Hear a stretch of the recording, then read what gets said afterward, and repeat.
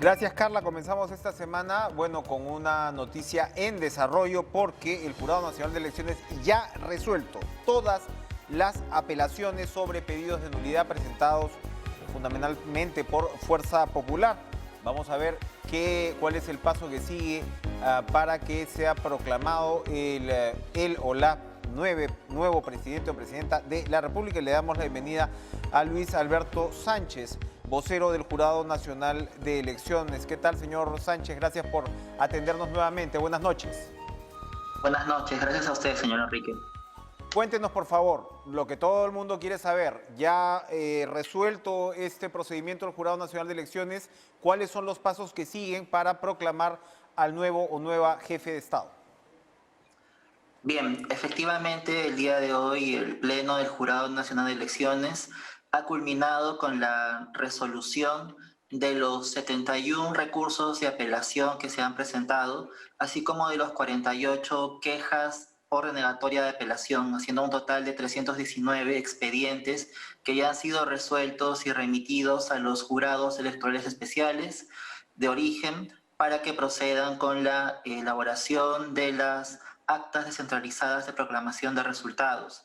Como anteriormente ya lo habíamos señalado, el procedimiento que sigue es que ellos puedan realizar coordinaciones con las oficinas descentralizadas de procesos electorales de la OMPE para que puedan ingresar estas actas que han sido apeladas o con pedido de nulidad al cómputo final y finalmente sean las ODPs que devuelvan este cómputo final a los jurados electorales especiales. Esta coordinación va a ser muy breve, entendemos, habida cuenta que si revisamos la plataforma electoral, las resoluciones que ya han sido colgadas y publicadas, los recursos han sido desestimados, han sido declarados infundados o improcedentes. Entonces, no hubo una modificación en el cómputo final que ya tenían los jurados electorales especiales. Esto ayudaría un poco a que las gestiones se aceleren. Tan es así que hoy día tenemos ya 41 jurados electorales especiales que han ya emitido en audiencia pública la proclamación de resultados, y para el día de mañana se ha anunciado un grupo de 15 jurados que procederían a hacer lo propio. Ahora, una vez que los jurados emiten las actas, las publican, estas deben permanecer publicadas en sus respectivos paneles o en los medios que vayan a ser publicados por un espacio de 3 días hábiles para que puedan quedar consentidos. Después de este plazo, son elevadas al Pleno del Jurado Nacional de Elecciones para que pueda emitir el acta general de proclamación de resultados. En la medida que no puedan ser apelados por las organizaciones políticas, el plazo para el acta general de proclamación de él o de la candidata que resulte ganador podría ser antes de lo que se esperaba. Antes de lo que se esperaba, estamos hablando seguramente del transcurso de la próxima semana. Así es. Con toda seguridad, bueno, si hacemos un cálculo aproximado aún, si vemos los jurados que han proclamado hoy día resultados, ellos tendrían que esperar hasta el día jueves a las 8 de la noche para que la proclamación quede consentida de alguna manera, y aún así los que proclamen mañana o incluso el día miércoles. En la medida que estas proclamaciones no sean apeladas, la próxima semana ya se podría, a inicios de semana o los primeros días de la semana, ya tener el acta general de proclamación.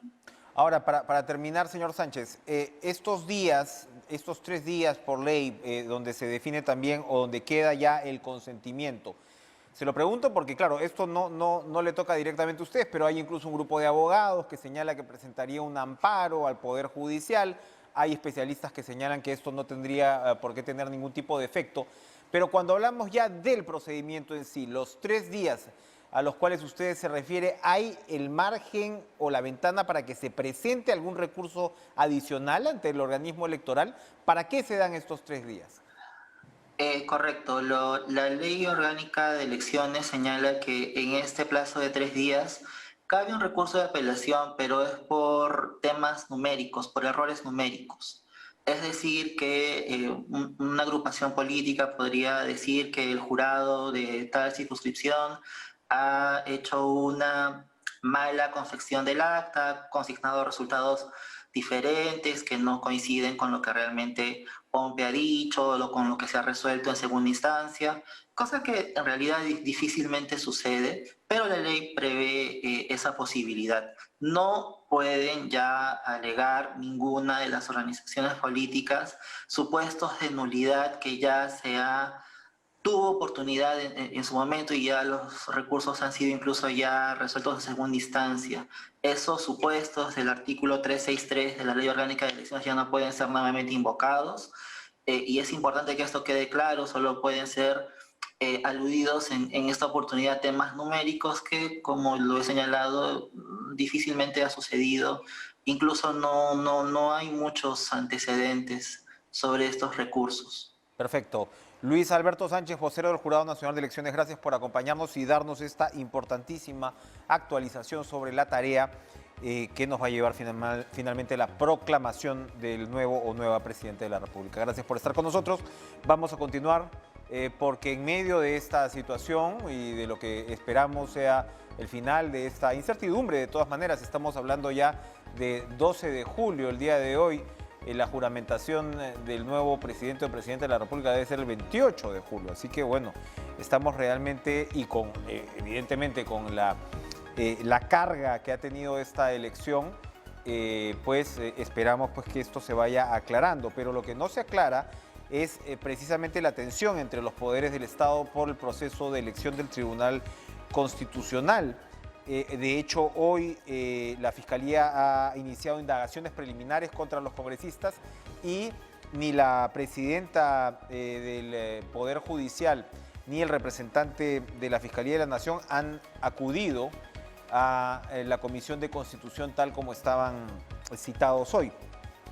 ¿Qué significa esto? ¿Cómo se va a resolver? Le damos la bienvenida al abogado penalista César Nakazaki. ¿Cómo está, doctor Nakazaki? Muy buenas noches. Buenas noches, Enrique. Gracias por la invitación. Esta tensión entre poderes del Estado, que tiene además otras aristas que las vamos a repasar ahora mismo, pero esta tensión que se está viendo en este caso entre el Poder Judicial, la Fiscalía, el Congreso de la República, es, digamos, explicable, está justificada para empezar la indagatoria iniciada por el Ministerio Público contra los congresistas que han continuado con este proceso de elección de miembros del Tribunal Constitucional.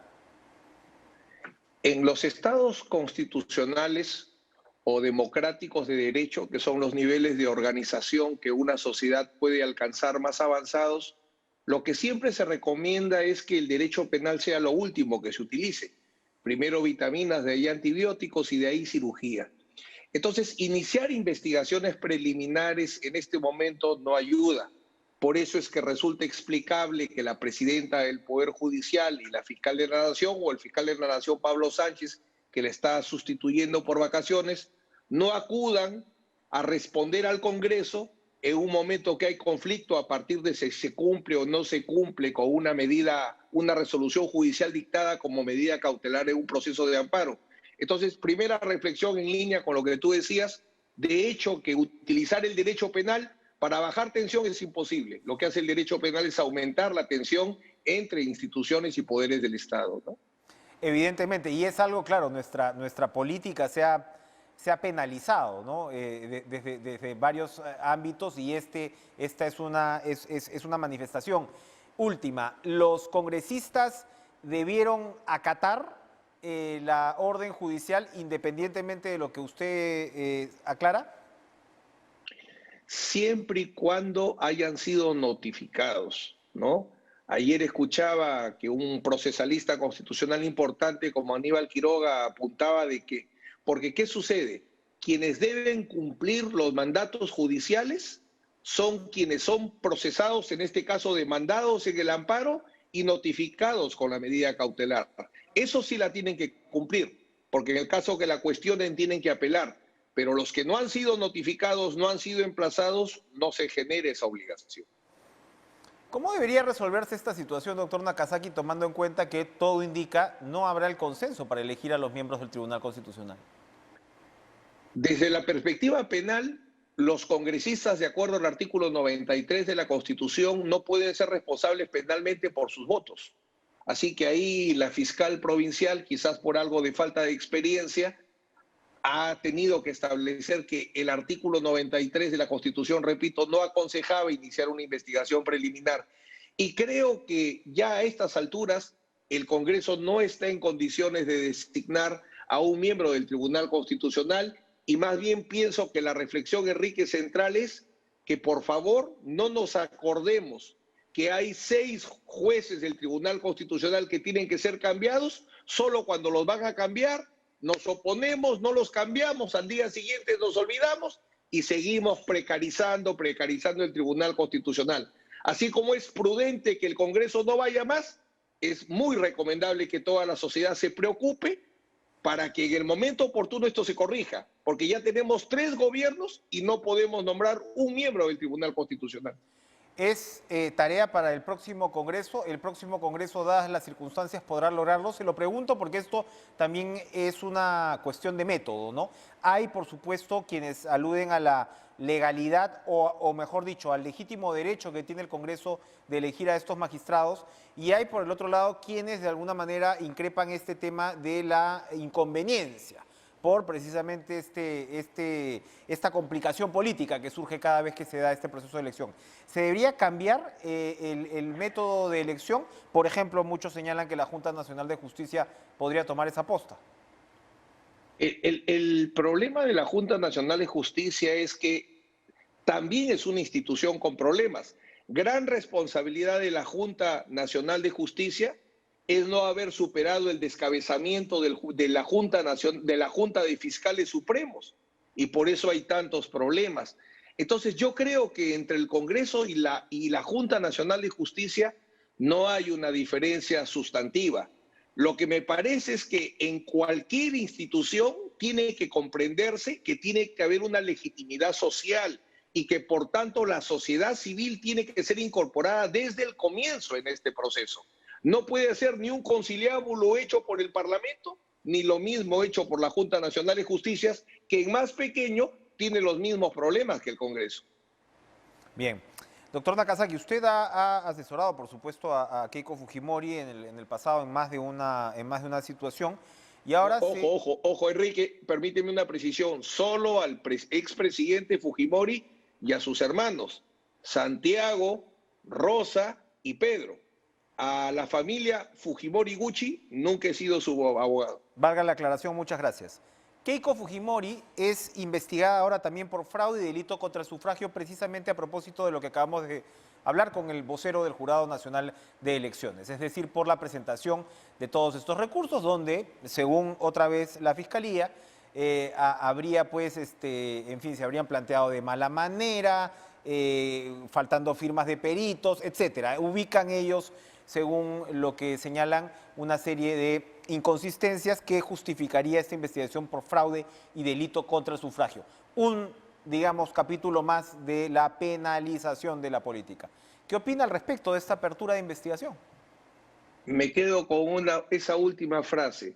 O sea, penalizar la política cuando los políticos cometan delitos o cuando haya indicios, porque estamos hablando de una investigación preliminar, que han cometido delitos. Ejercer dentro de un proceso electoral las acciones que la ley permite, como cuestionar actas, sea por impugnación, sea por nulidad, el ejercicio regular de un derecho no puede ser criminalizado, más aún cuando no es el patrocinado, en este caso la organización política, la que decide qué acción legal emprender y qué requisitos debe cumplir, si no son abogados expertos en derecho laboral en derecho electoral que han sido convocados para que se lleven adelante estas demandas electorales. Así que tampoco veo ningún sentido ni en el Congreso investigarlo, ni tampoco a una persona que ejerce acciones que hasta ahora no ha terminado, porque el Jurado Nacional de Elecciones todavía no da su última palabra respecto a ello. Bueno, y se supone pues que el jurado tiene que dar su última palabra, de esto se trata, ¿no? Hay a quienes les puede gustar estos recursos, hay a quienes no les gustan estos recursos, pero al final lo que se supone es que esto está en la cancha del máximo ente electoral. Entonces precisamente uno se pregunta, este tipo, otra vez, sin tomar partido de ninguna manera de un lado o del otro, uno se pregunta si una actitud aquí como la de la Fiscalía ayuda o más bien va un poquito pervirtiendo las reglas de juego. La Fiscalía tendrá que explicar en su momento muchas decisiones que se han tomado, ¿no?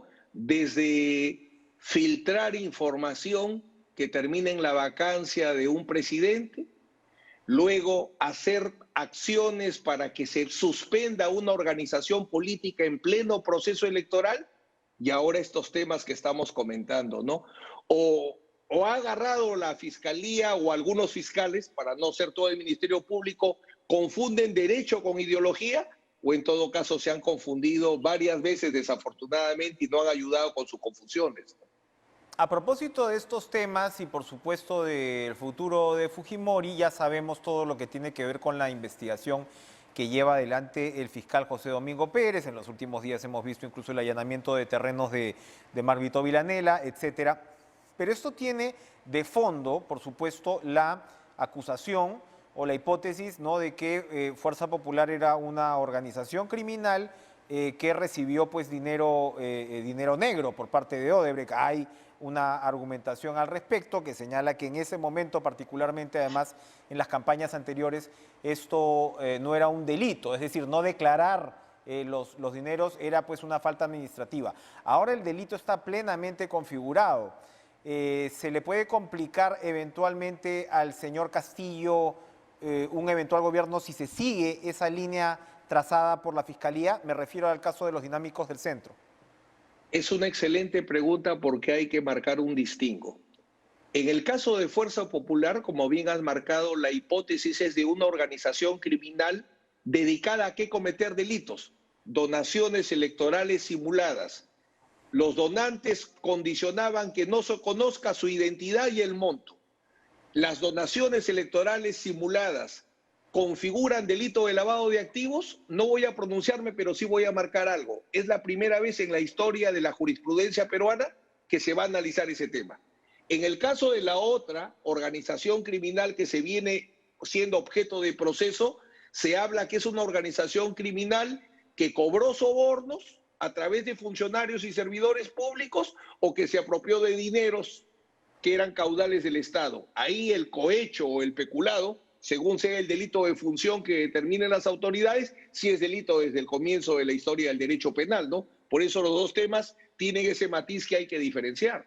Pero sí podría tener implicancias, sin duda alguna, porque hoy existe el delito de financiamiento ilícito de campañas, que no existía hasta hace poco. Eso fue fruto del referéndum.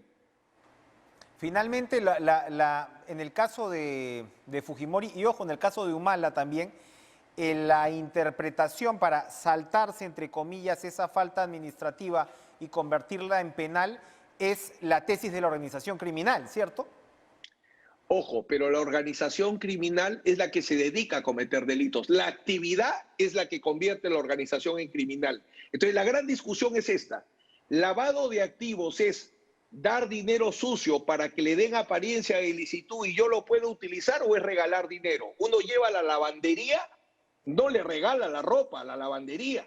Lávamela, hazme el servicio y regrésamela. Por eso es que las donaciones no califican como lavado de activos y se necesita el delito específico de financiamiento ilegal, que responde a una nueva legislación que se ha dado en controles respecto a las fuentes de financiamiento que no existían en las campañas de 2011 y del 2016, ¿no? Bien.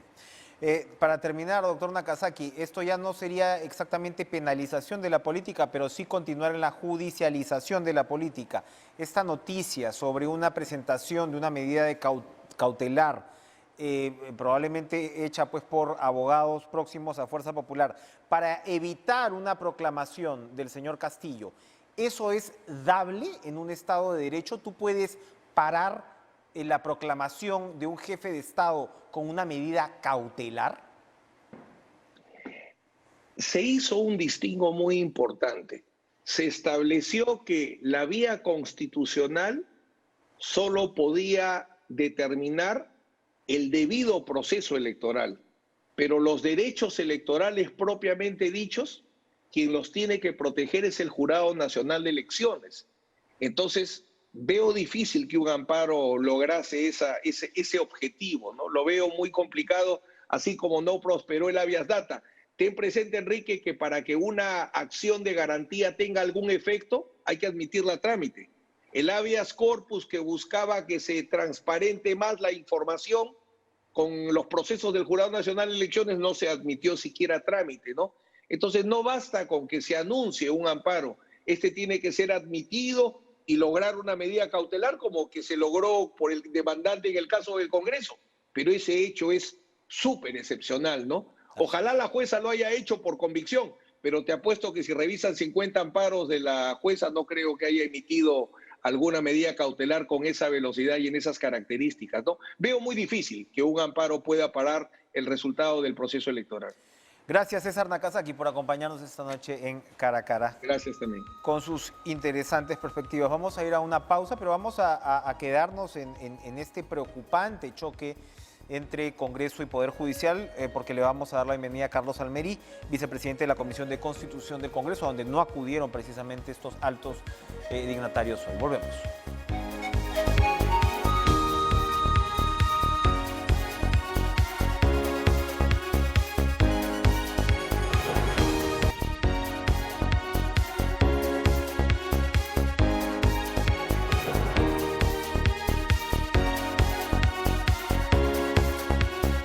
Ayer la comisión, ayer, el fin de semana, la Comisión de Constitución había citado a la presidenta del Poder Judicial de la Suprema, Elvia Barrios, y a Pablo Sánchez, representante en estos momentos de la fiscal de la Nación, ex fiscal, por supuesto, de la Nación, él mismo, para que expliquen digamos, la controversia y y respondan a las preguntas sobre la elección de miembros del Tribunal Constitucional que, como sabemos, ¿no?, ha motivado una resolución judicial en respuesta a una demanda de amparo, me parece, de un ciudadano, de una juez supernumeraria que pedía pues la suspensión de este proceso con unas atingencias puntuales sobre las fallas que hubo, ¿no?, en torno al proceso. El Congreso ha seguido adelante con el tema, sin embargo, hasta ahora no se ha nombrado a los miembros del Tribunal Constitucional, no se ha dado el consenso, y mañana se ha acordado que la Comisión Permanente del Congreso, es decir, no fueron a la Comisión de Constitución ni el representante del Ministerio Público ni la del Poder Judicial, y citarlos mañana a la Comisión Permanente para que respondan estas preguntas. Es un grado sin duda de tensión el que se da. La señora Barrios había respondido que ella no podía acudir por razones de agenda, básicamente, pero ha vuelto a tomar distancia de la decisión de esta juez supernumeraria, ¿no?, reiterando que ella no ha tenido que ver con esta resolución. Carlos Almerí, vicepresidente de la Comisión de Constitución del Congreso, le damos la bienvenida. Buenas noches, ¿cómo está, congresista? Señor Chávez, muy buenas noches. Atento a sus preguntas. Cuénteme, por favor, cómo observa este momento de tensión entre el Congreso y, en todo caso, el Poder Judicial y, si se quiere, el Ministerio Público. ¿Cómo interpreta la ausencia de estos representantes hoy en la Comisión de Constitución? Sí, nuevamente, una vez más, la señora Barrios tiene una conducta antidemocrática que no corresponde pues al Estado de Derecho que todos los peruanos aspiramos a tener.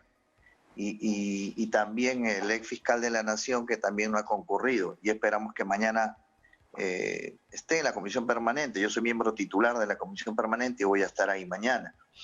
En principio, señor Chávez, yo como abogado, más que como parlamentario, como abogado, he quedado anonadado por esta conducta totalmente aberrante por parte del Poder Judicial y del Ministerio Público, ¿no?, que ha iniciado unas pesquisas preliminares para querer investigar a los congresistas porque han desacatado la autoridad de una jueza supernumeraria que en una resolución express de 3 días y ya con antecedentes, esta señora supernumeraria, la de apellido Blácido, ya tenía antecedentes de haber tenido un tema de Martín Vizcarra Cornejo, lo cual a todas luces es claro y concreto de que, además de que esta jueza emitió esta medida cautelar sin un sustento real en cuanto a la afectación de los derechos del demandante, este señor Walter Ayala, que por cierto también está vinculado a algún problema con la elección del Colegio de Abogados de Lima, y no es casualidad. Entonces, esta medida a todas luces es inconstitucional, es una medida netamente direccionada políticamente, y nosotros, pues, los congresistas que tenemos la inviolabilidad del voto, señor Chávez, vamos a tener que realizar las acusaciones constitucionales correspondientes que nos señala la Carta Magna en el artículo 93.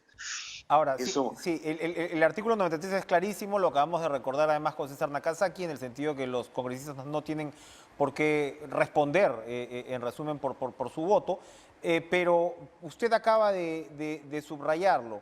Se está desacatando, en este caso, la decisión de esta jueza, que puede ser eventualmente cuestionable, pero al final, ¿qué cosa es lo que pesa? Porque hay otros especialistas que efectivamente reiteran ese término, el del desacato, que complicaría la situación versus el artículo 93 de la Constitución. sí, yo en lo personal le decía al señor Chávez, más que como parlamentario, como abogado,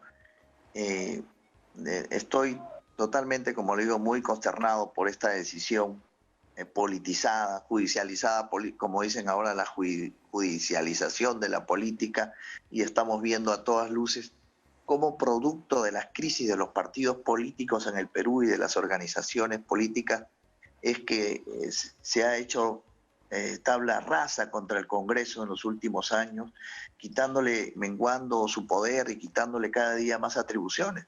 Y le doy un ejemplo, el caso de la inmunidad, que es increíble en un país donde estamos en una democracia más que evolutiva, involutiva, diría yo, y encima quitarnos esas atribuciones como la inmunidad, pues dejan más débil, dejan al Congreso con menor, pues, capacidad de respuesta y de fortaleza, cuando como primer poder del Estado debería tener siempre las prerrogativas que ha tenido la democracia, no solo en Perú, sino en América Latina y en el mundo, ¿no? ¿Qué se les iba a preguntar o qué se les preguntará mañana? Porque usted ha reiterado que usted es miembro de la Comisión Permanente, tanto a la señora Barrios como al señor Sánchez. O en todo caso, ¿cuál era la línea de las preguntas y las interrogantes que se les va a plantear? Bueno, en mi caso, yo lo primero que le voy a plantear al señor Pablo Sánchez es que cómo es que un ex fiscal de la Nación interpreta la Constitución, que es clarísima en cuanto al equilibrio y el derecho de los parlamentarios, que no tienen mandato imperativo y que no tienen que dar cuenta sobre sus opiniones y votos, y que por lo tanto esa inviolabilidad del voto, pues, ¿cómo puede ser destruida o amenazada mediante una iniciación de una pesquisa fiscal? Eso es lo primero que le voy a decir, que me lo explique. Yo he pedido, es más, señor Chávez, que al Colegio de Abogados de Lima se pronuncie y pedir una inhabilitación o suspensión ante la Comisión de Ética. Porque mire usted, yo tengo mi resolución justo el mismo día con Pablo Sánchez, Beatriz Merino, el abogado también, el doctor Aníbal Torres, y el ex canciller Maurto de la Romaña. Fuimos condecorados como exalumnos ilustres de la Facultad de Derecho de la Universidad Nacional Mayor de San Marcos. Y se supone que uno tiene que respetar primero la ley y el Estado de Derecho, y más aún cuando es un funcionario como un fiscal supremo. Eso deja mucho que decir, porque con esta conducta el señor Pablo Sánchez deja en tela de juicio a la actuación del Ministerio Público en su totalidad. Acá se han hecho vacas sagradas que eran en la Corte Suprema, ahora hay reyesuelos de fiscales supremos que están 3, 5 años y no se van a su casa. Yo voy a plantear unos temas tanto legales como políticos. Bien, ahora, este es por supuesto esta controversia de este momento, este punto de tensión que están experimentando estos dos poderes del Estado, pero hay otro tema de fondo, que es si finalmente el proceso de elección del Tribunal Constitucional va a terminar en la designación de algunos de los magistrados. Hasta ahora esto no se ha logrado. ¿Cómo observa usted esa situación?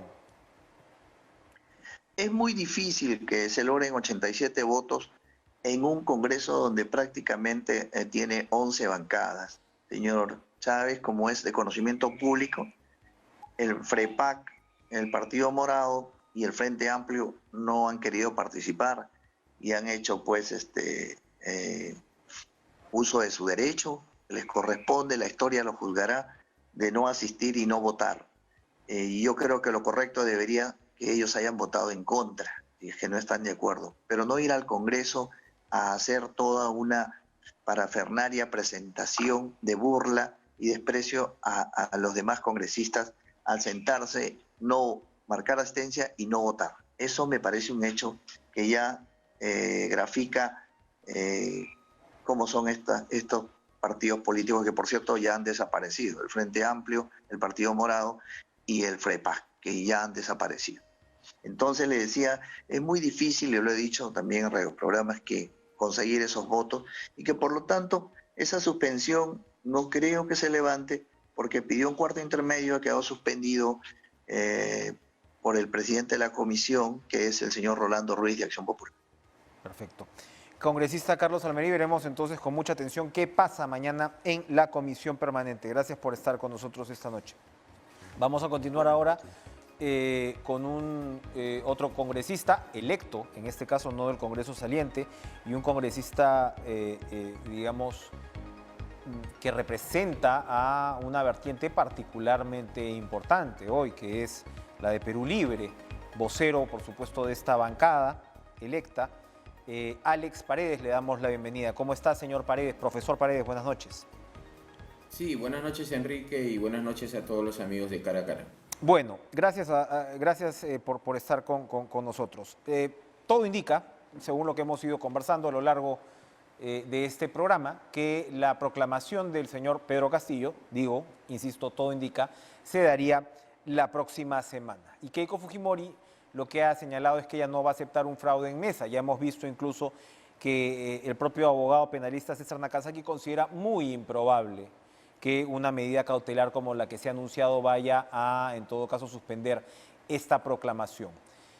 ¿Cómo asume Perú Libre este momento? Delicado de todas maneras. Bueno, definitivamente es el proceso electoral no esperado, ¿no? Nosotros hemos desarrollado una campaña electoral a nivel nacional en el momento de las elecciones congresales, presidenciales, con absoluta transparencia, tal vez no muy mirado desde Lima, pero ahí están nuestros pobladores de las regiones. Nosotros hemos tenido muchas limitaciones y la campaña que hemos hecho es la campaña de a pie, de tocar puerta por puerta, y así hemos construido los resultados que tenemos. Y esa gente humilde, esa gente sencilla, es la que ha entregado en 2 oportunidades todo su tiempo, en 2 domingos, para ser parte de este proceso electoral bajo la responsabilidad de ser miembros de mesa. Y creo yo que no es justo, por el hecho de que los resultados no me sean favorables, se puede haber hecho una campaña de desprestigio, de calumnias, de difamaciones, porque no hay las pruebas. No se tienen las pruebas. Los organismos internacionales, como la Unión Europea, como la representación de la OEA, ha testificado el proceso y lo han señalado. No han encontrado irregularidades. Entonces, ¿por qué seguimos obstinados en decir que ha habido fraude cuando no se tienen las pruebas? Yo creo que basta, hay que pensar en el Perú, hay que pensar en el país, y en lo que estarán pasando tanto peruano y peruana en todo el mundo, que seguramente donde están les dirán, ¿en tu país no saben hacer elecciones? ¿No saben vivir en democracia? ¿No saben respetar resultados? Que tenemos que estar escuchando este tipo de hechos que creo ya deben terminar. Pero usted lo acaba de plantear de manera muy interesante, precisamente a esos peruanos en el extranjero que podrían pasar por este tipo de situaciones fastidiosas. esto nos implica que esto no se va a quedar aquí, o sea, probablemente todo vaya a quedar legalmente cerrado, la proclamación se dé, asuma el próximo gobierno, pero se está de alguna manera sembrando un germen de duda con respecto a la legitimidad de esta elección que ustedes, para empezar, en el próximo Congreso y en el próximo gobierno van a tener que enfrentar. ¿Cómo están planteando lo que va a tener que ser, repito, esta argumentación que ustedes van a tener que desarrollar? Además, en un Congreso, no hay que olvidarlo, fragmentado. ¿Temen que pierda legitimidad del gobierno del señor Castillo al iniciar?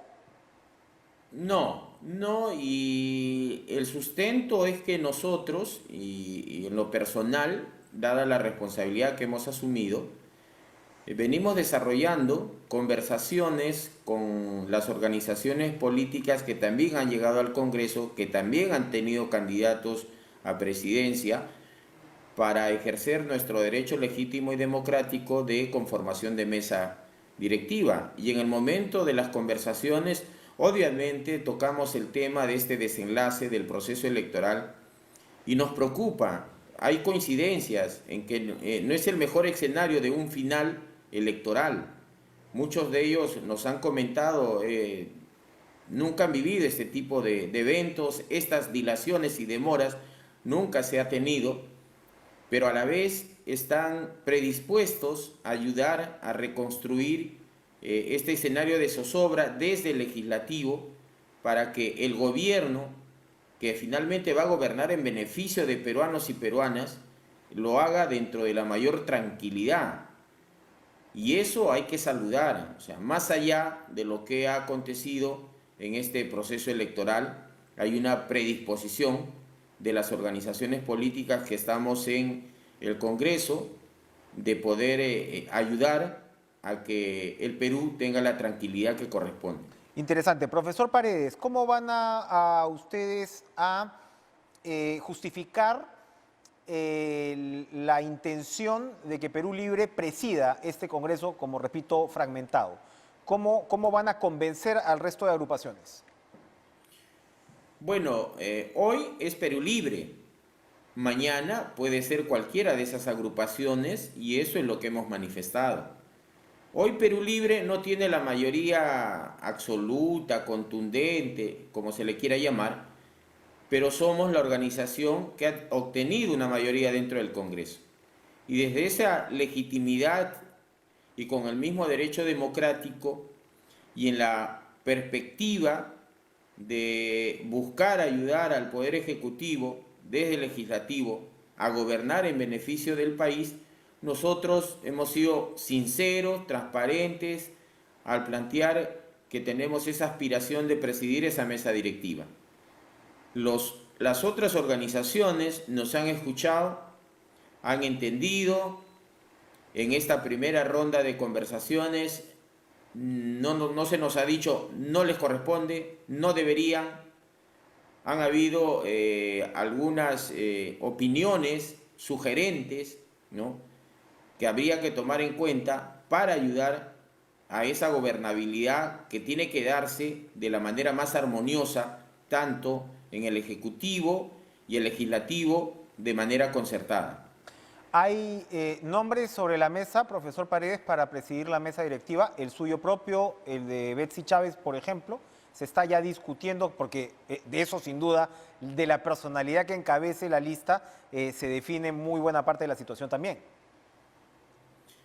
En ese tema yo lo que te podría señalar, Enrique, es que primero estamos abocados a lograr esa concertación y de parte de las organizaciones de igual manera. Ellos no nos han señalado quiénes serían las personas que pudieran acompañar.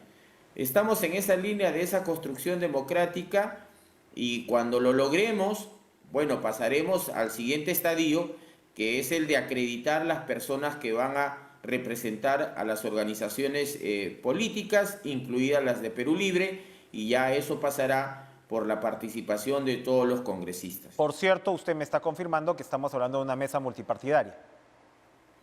Sí, efectivamente, va a ser así. Bien, ahora, ¿con quién conversan mejor, profesor Paredes? Porque claro, uno Uno, evidentemente, Juntos por el Perú está prácticamente, al menos en lo que respecta al señor Castillo, en lo que podríamos denominar una alianza. Usted se ha referido a algunos de los candidatos, por ejemplo, el señor Forsyth parece estar cercano ahora mismo al profesor Castillo, pero él no tiene representatividad en el Congreso. Y uno se imagina que, no lo sé, Alianza para el Progreso podría establecer una suerte de fiel de la balanza. No sé si están avanzadas las conversaciones con el señor Acuña o miembros de la próxima bancada. ¿Con qué bancadas están viendo ustedes coincidencia para formar una mayoría de gobernabilidad, ¿no? Porque de eso estamos hablando. Bueno, nosotros hemos dialogado con las organizaciones políticas como Somos Perú, donde hemos conversado con los propios congresistas, no solamente antes de este programa de inducción que hemos tenido la semana pasada, de lunes a miércoles, sino que ya previamente habíamos dialogado, inclusive la máxima dirigente Patty Lee, hemos escuchado de ella toda una sapiencia de tantos años involucrada en la política, y ha habido ahí un consenso, una concertación de velar, de conservar el Perú como un Estado democrático, el tema de la gobernabilidad, el tema de priorizar lo que la población espera de nosotros. Ahí ha habido una muy buena conversación, nosotros hemos quedado muy satisfechos y creo que ellos también, porque les hemos dicho claramente qué es lo que queremos hacer. Luego hemos dialogado con Podemos, con el señor Luna, hijo, y también hemos sido sinceros en decirle lo que nosotros queremos. Ellos también, ellos nos han compartido su experiencia, que ya viene dándose de varios periodos, ¿no? Y la necesidad de seguir conservando este escenario de gobernabilidad. Conjuntos como por el Perú, como tú dices, también hemos dialogado con toda la bancada, nos hemos sentado a conversar, ahí no se puede negar que hay coincidencias de varios puntos que se tienen que desarrollar a través del Poder Ejecutivo y Legislativo. Y también hemos hablado con Acción Popular y con Alianza para el Progreso. Y creo que hay un punto que nos une a todas las organizaciones políticas mencionadas, ¿no? Y es el tema de la gobernabilidad y es el tema del bienestar de la población. ¿Por qué? Porque durante la campaña electoral, que no solamente ha sido presidencial, también es con perspectivas a donde hemos llegado, hemos coincidido con muchos de los candidatos al Congreso. Bien. Algunos han llegado, otros no han llegado. Y en esos procesos democráticos de conversación, de debate, de intercambio de ideas, nunca ha habido una confrontación. Muy interesante. Ha podido haber algún nivel de disentir en ideas, pero finalmente hemos coincidido en que queremos el bienestar de nuestras regiones, pero sobre todo del país. Le agradezco la claridad de las respuestas, porque la población tiene efectivamente que entender cómo se va tejiendo este esfuerzo de gobernabilidad. Vamos a hacer una pausa, profesor Paredes, pero volvemos para hablar primero de la agenda inmediata que ustedes van a plantear en el Congreso. Por supuesto, el tema constituyente tiene un lugar y genera incertidumbre entre algunas agrupaciones políticas, pero también cómo se va cocinando el gabinete. Volvemos tras la pausa con Alex Paredes, vocero de Perú.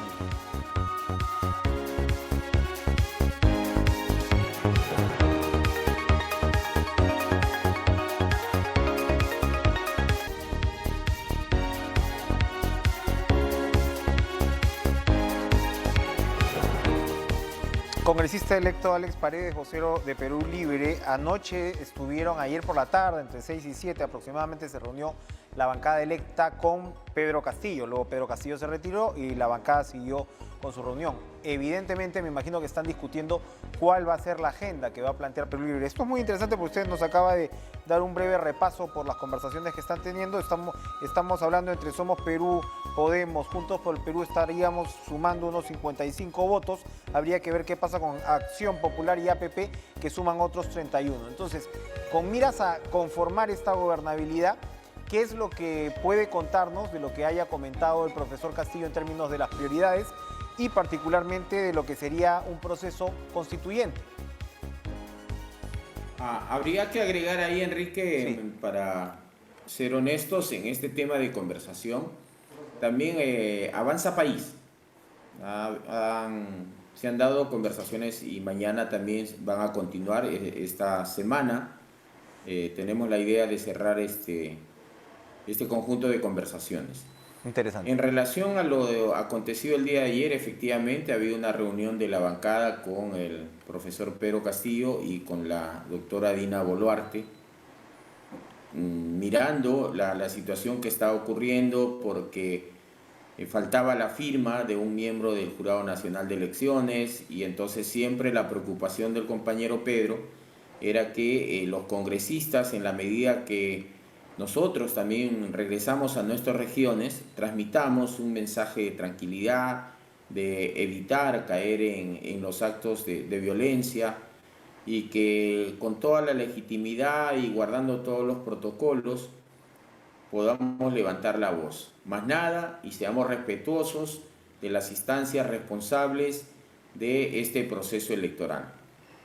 Lo segundo, obviamente, hablar sobre lo que se tiene que hacer en el Congreso, y siendo la tarea principal en lo que se puede hacer en el campo legislativo sobre el tema de la salud, el tema de la educación, pero no solamente en el corto, sino lo que va a ocurrir en el mediano plazo, y que eso sí es de gran responsabilidad nuestra. Como tú entenderás, el último día hábil de agosto, el Poder Ejecutivo va a presentar el proyecto de ley de presupuesto para el año 2022, y nosotros vamos a tener que aprobarlo el 30 de noviembre del año 2021.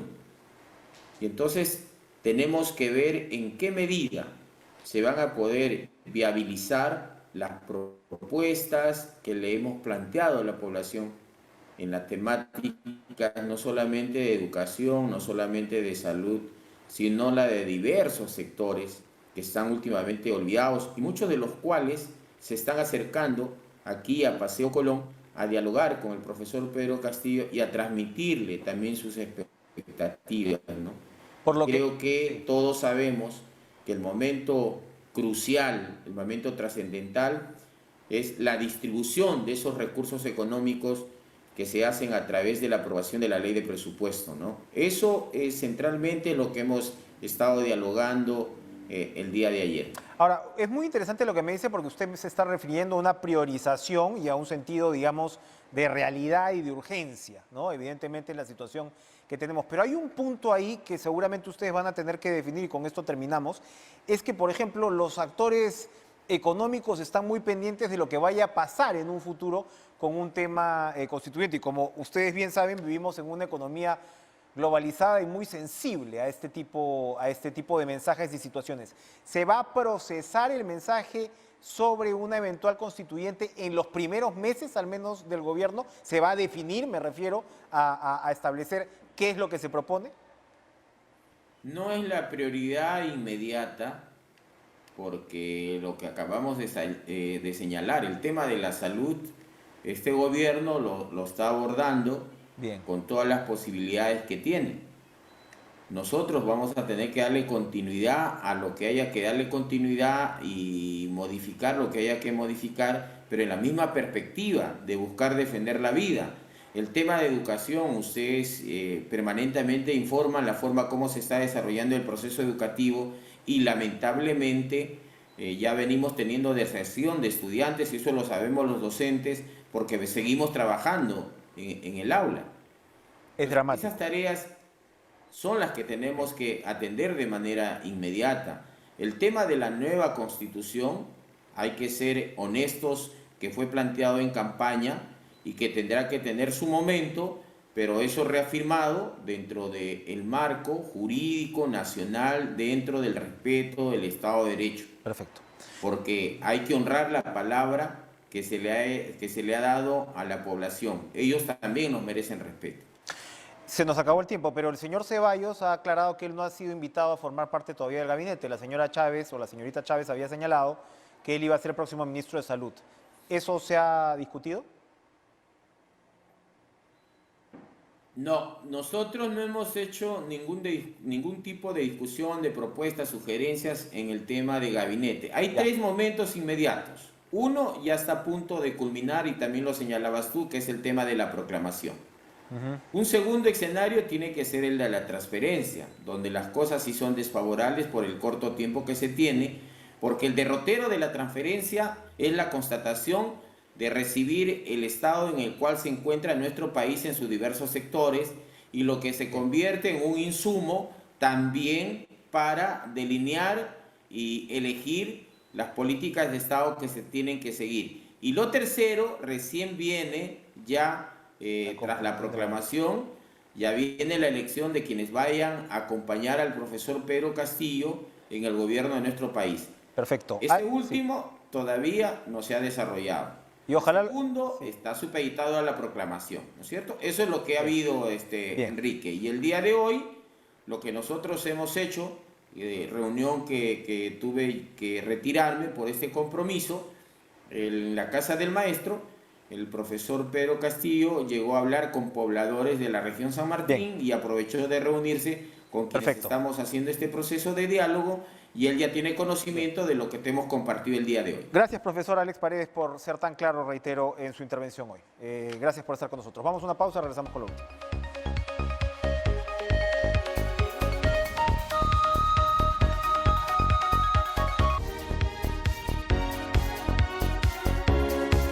Sigan con Joana y Carlos, Lucho Trizano, por favor, en Pared, todas las novedades deportivas.